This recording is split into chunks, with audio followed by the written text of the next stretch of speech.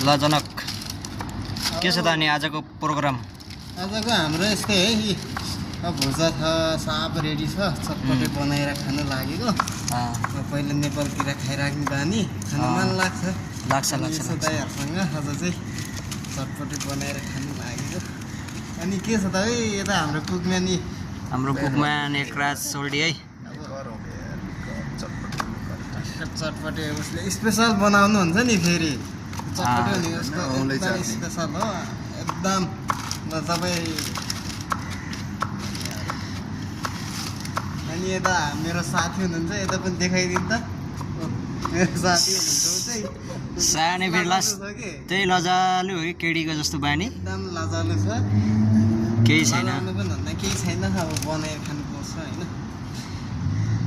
एउटा क्लिपेज चिसो पनि छ है यता, चिसो टक्क चिसो 100+ हो नि, फेरि सक्दैन नि सक्दैन नि फेरि 100+ खाना।